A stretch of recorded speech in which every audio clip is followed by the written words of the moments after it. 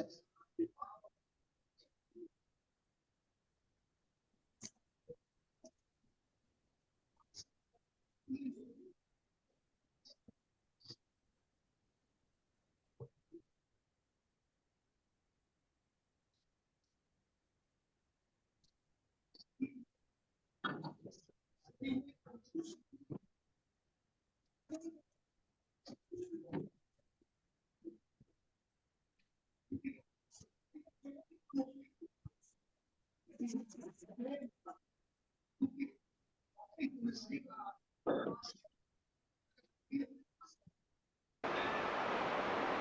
જ સમયે નાયકનું અવલંબન લેતા જે સમ્યક જ્ઞાન પ્રગટ થયું તે જ વખતે તે જ સમયે અતિન્દ્રિય આનંદની અવસ્થા પ્રગટ થાય છે.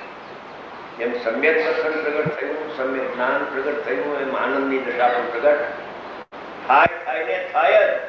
આનંદની દશા પ્રગટ નથી થઈ તો સમ્યક દર્શન થયું જ નથી. હવે આનંદની દશા પ્રગટ થાય છે એ પર્યાયને જાણનારું જ્ઞાન પણ પ્રગટ થાય છે. દ્રવ્યને જાણનારું જે જ્ઞાન પ્રગટ થયું તે સમયે આનંદને જાણનારું, અભેદને જાણનારું જ્ઞાન પ્રગટ થાય. તે વખતે ભેદને જાણનારું જ્ઞાન એક જ સમયમાં પ્રગટ થાય. અભેદને જાણે તેને નિશ્ચય કહેવાય, ભેદને જાણે તેને વ્યવહાર કહેવાય, અને ભેદાભેદને જાણે તેને પ્રમાણ જ્ઞાન કહેવાય. સમય એક, જ્ઞાનની પર્યાય એક. એ અભેદને પણ જાણે છે અને ભેદને પણ જાણે ને ભેદાભેદને પણ જાણે. એટલે ધ્યેયપૂર્વક જ્ઞેય થાય ને થાય. જ્યાં પર્યાય રહિત એવું શ્રદ્ધાનને જ્ઞાન થયું તે સમયે પર્યાયથી સહિત એવું જ્ઞાન પણ થાય. પર્યાયથી રહિત જ્ઞાનને નિશ્ચય કહેવાય. એ આનંદની પર્યાયથી સહિત જ્ઞાન થયું, ઉત્પાદથી સહિત થયું, તેને વ્યવહાર કહેવાય. नीचे नीचे जाइए.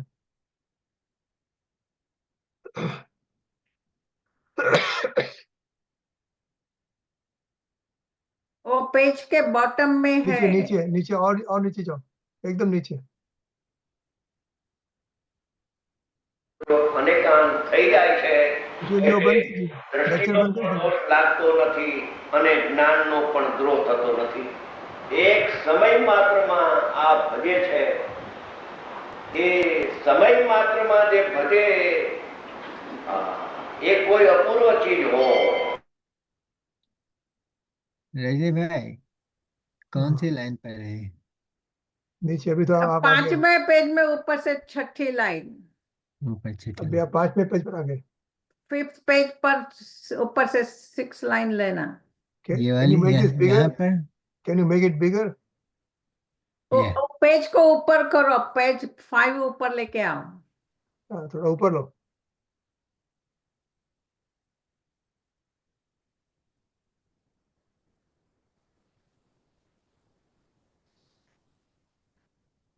कुशल जी पेज ऊपर लीजिए. 5 में पहला पैराग्राफ. यहाँ पर हाँ ऊपर लीजिए, ऊपर. अभी आप we are on page 5th. Bottom में है ना जो दिखता है उसका बॉटम में जाओ तो पेज 5 पर 6 लाइन से शुरू होगा. ये पेज नंबर है ना, पेज नंबर वो देखो, पेज नंबर दिखाई देता है. ये पेज नंबर 6 है. Scroll down. अभी आपका 5 दिखता है ना नीचे, वो ऊपर लाइए. ओके, ये बंद क्यों हो गया? Go down. शेयरिंग बंद कैसे हो गया? स्क्रॉल नीचे करो.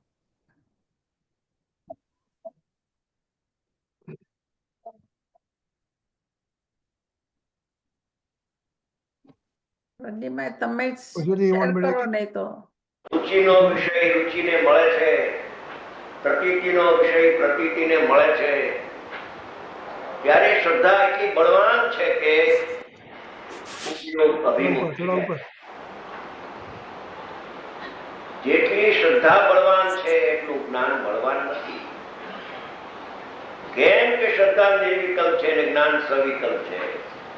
શ્રદ્ધા એકને વિષય કરે છે અને જ્ઞાન ત્રણને વિષય કરે છે, અભેદને, ભેદને ને ભેદા ભેદને. એટલે જેટલી શ્રદ્ધા બળવાન છે એટલું જ્ઞાન બળવાન નથી. એ જ્ઞાનમાં કથનચિતપણું છે પણ શ્રદ્ધામાં કથનચિતપણું નથી. और भी ऊपर, એક और भी ऊपर। વખતનો બનાવ છે સોનગઢમાં. देखो ये है ગુરુદેવ બિરાજમાન હતા लास्ट पैराग्राफ ત્યારે રાત્રિ ચર્ચામાં हाँ बस बस बस आ गया ગુરુદેવે ये એક પ્રશ્ન ઉઠાવ્યો કે सेकंड આ लाइन ભગવાન આત્મા છે એમાં 9 તત્વનો અત્યંત અભાવ છે એમ ક્યાં જાણવામાં વાંચવામાં આવ્યું છે પણ ક્યાં છે એ યાદ આવતું નથી.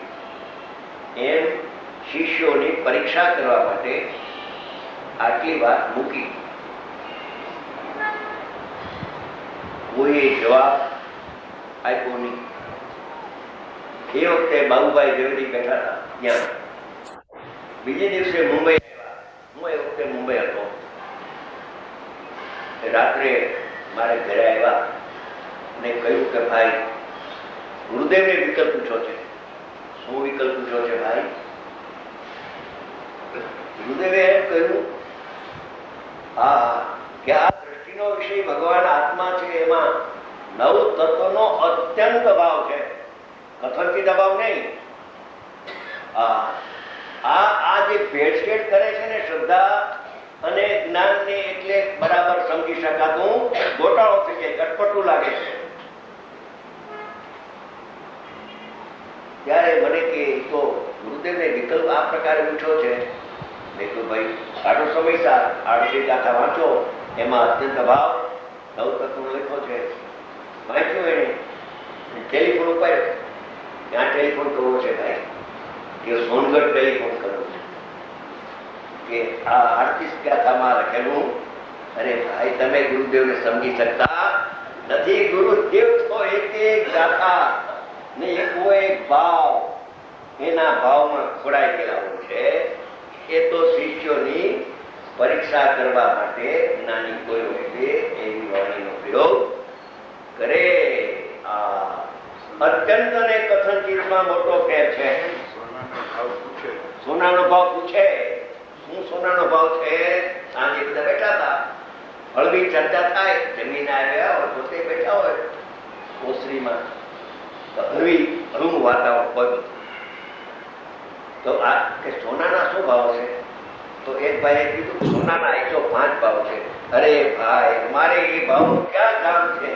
અમે સોનાનો ભાવ પૂછીએ કે સોનાનો ભાવ પીળો ને ચીકણો હોય, એનો 105 ભાવ ન હોય.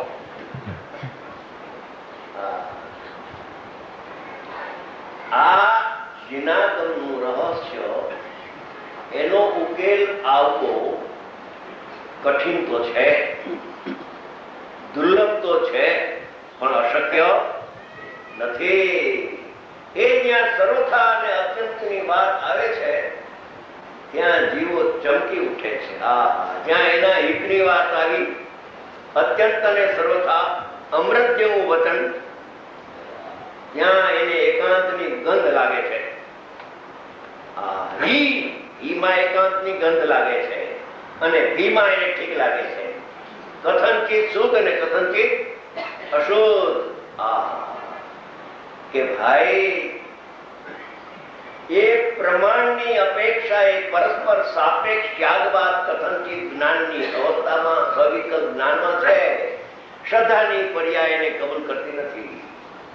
એ તો અત્યંત અભાવ જ છે.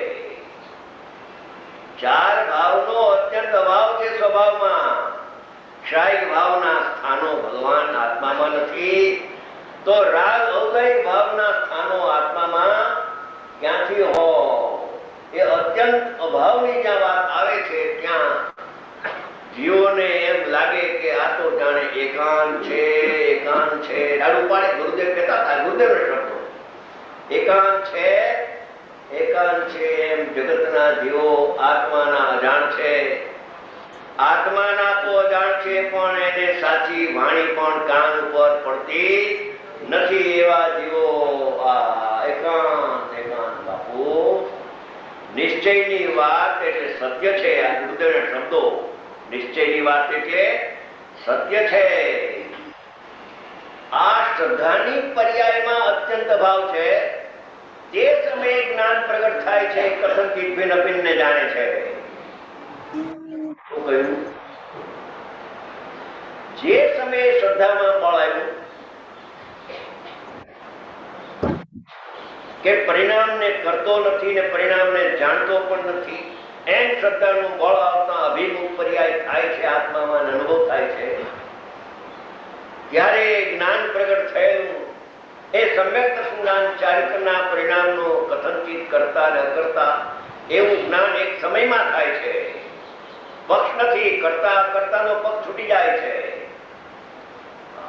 આત્મા કરતા છે કે કરતા નથી, એમ ચિત્ત સ્વરૂપ જીવ વિશે બે નયોના બે પક્ષપાત છે. પણ તત્વવેદી એટલે આત્માનો અનુભવી તો એમ જાણે છે કે ચિત્ત સ્વરૂપ જીવ તો ચિત્ત સ્વરૂપ છે, એને કોઈ પણ પ્રકારનો દોષ લાગતો નથી. પણ શ્રદ્ધા અને જ્ઞાનની પર્યાયના વિષયોમાં અને ઉપાદેય વિષયમાં અને જાણવાના વિષયમાં, અહીંયા ઉપાદેયનું કથન છે કે અહીંયા જાણવાની વિવક્ષાનું કથન છે, એ બેના વિભાગો પાડે તો સમજી શકાય એવું છે. નહીંતર મૂંઝવણ થાય, મૂંઝવણ અંદર અંદર એની ગયા છે. આ પાછળથી અમારા શિષ્યો મૂંઝાય નહીં એટલે ખુલાસા બધા કરતા ગયા છે. અને જ્ઞાન ગોષ્ઠી રાજકોટે ગુજરાતીમાં બહાર પાડ્યું, એમાં ખુલાસો છે. ને બીજી આવૃત્તિ ડિમાન્ડ ઘણી છે એટલે બીજી આવૃત્તિ પણ બહાર પડે, થોડા વખતમાં પડે છે. જેમાં લગભગ 650 પ્રશ્નોના ઉત્તરો છે. પહેલા હિન્દીમાં બહાર પડી ચૂક્યું હતું જયપુરથી. પછી રાજકોટ સંઘને વિચાર આવ્યો કે આપણે ગુજરાતીમાં બહાર વાળીએ. એમાં શાંતિભાઈ પટેલ, મુખ સેવક કાર્યકર ચાઇના, એમને કહ્યું કે આપણે હિન્દીમાંથી ગુજરાતી કરાવવાની જરૂર નથી. ત્યારે શું કરશું શાંતિભાઈ? આ બે શાંતિભાઈ, એક આ શાંતિભાઈ ને એક શાંતિભાઈ, કે આત્મધર્મમાં બધું છે કે આત્મધર્મની આખી ફાઇલો તૈયાર કરી અને શાંતિભાઈને આપી લ્યો તૈયાર છે. અને એ પ્રકારે છપાણું પેલો, પછી બીજી એડિશન હવે છપાય છે. બધા ખુલાસા કરી ગયા ગુરુદેવ. એ રાગ જીવકૃત છે, કાલે 2 દી પહેલા આવી ગઈ છે. આવી ગઈ છે, કાલે 12 બી પાડવામાં આવેલ છે. આવે છે હજી એ અને કાલે નાયક પુરુષો ને મારે ઘરે આવ્યા હતા. હજી મેં કોઈ હજી બહાર પડી નથી, વેચાણ નથી, માટે મારી લઈ જાય. એટલે મારી એક પુસ્તક હતું એ મેં આપી દીધું, પણ બહાર પડી ગઈ. સારું, ઈ અને નાયક ભાવ બંને વેચાણમાં આવે અત્યારે વેચાણમાં છે. જ્ઞાન ગોષ્ઠી 650 પ્રશ્નો, એના ઉત્તરો માર્મિક, બધા આધ્યાત્મિક પ્રયોજનભૂત પ્રશ્નના ઉત્તર એમાં લખેલા છે. રાગ જીવકૃત છે કે રાગ પર્યાયકૃત છે કે રાગ કર્મકૃત છે, બધા ખુલાસા એમાં છે. ઘણા ખુલાસા એમાં. એમ પ્રશ્ન ઉઠાયો કે જ્ઞાની થયા પછી એ ઉદ્ગલના પરિણામ કેવા? પણ અજ્ઞાની હોય ત્યાં સુધી એને ઉદ્ગલના પરિણામ વિચારવું કે વિચારોમાં દોષ લાગે કે શું? તો કે જેને જ્ઞાની થવું હોય એને એ ઉદ્ગલના જ પરિણામ છે એમ વિચારવું, એમાં કઈ દોષ નથી. બધા ઘણા ખુલાસા છે. આ તો એક તમને નમૂનો આપ્યો મૂળ વાતનો. કેમ કે રાગનું કરવું અહીંયા છે. કાં રાગને કરવામાં રોકાય અને કાં રાગને જાણવામાં રોકાય. બે દોષ છે. એક વખતનો પ્રસંગ છે. આ વાત એટલા માટે કરું છું કે તાત્વિક વાત છે, બીજાના વખાણ કરવા માટે આ વાત નથી. મોરબી હિન્દુભાઈને ત્યાં અમે ગયા હતા. એમાં એક કયા ગામના પટેલ, રાજપટના પટેલિયાઓ પેલા વેદાંતમાં માનતા હતા અને પછી આપણા એક મુમુક્ષુ એની બદલી ત્યાં થઈ કે રાતના 2 વાગ્યા સુધી ચર્ચા કરતા. બેમાંથી કોઈ નમે નહીં. છેવટે જૈન દર્શન જીતું અને ઓને અત્યારે ચા મૂકી દીધા ને જૈન થઈ ગયા. ભાઈ પટેલ જૈનો કે અભ્યાસી પાછા એ અમે જ્યારે મોરબી ગયા ત્યારે એ આવ્યા ચર્ચામાં, ભાઈ રાગથી આત્મા ભીન છે, તેથી રાગનો આત્મા કરતા નથી, પણ રાગનો જાણનાર છે. અહીંયા સુધી આવ્યા પણ અનુભવ થતો નથી. એમ એને મૂંઝવણનો પ્રશ્ન રજૂ કર્યો કે રાગને જાણવામાં રોકાય છે જે જીવ, એને આત્માનો અનુભવ થતો નથી. કેમ કે જાણવાનો વિષય તો નાયક છે, એને જાણવાનું ભૂલીને રાગને જાણવામાં રોકાવું એ પણ એક અજ્ઞાનનો અંશ છે. આહા, પછી પોતે બોલ્યા કે આ તો પાણીમાં હું ડાંગ મારતો, ડાंग એટલે लाठी, पानी है ना, उसमें लाठी मारता था, मगर दो भाग होता खाते हुए. राग ने जानवा रोकाय, પણ જાણવું છે ને આત્માનો સ્વભાવ. જ્ઞાન કોનું છે, રાગનું છે કે આત્માનું? એ શું મળ્યું? રાગને જાણવું એમાં તો શું? અરે ભાઈ, રાગ જ્ઞાન રાગનું નથી, જ્ઞાન તો આત્માનું છે.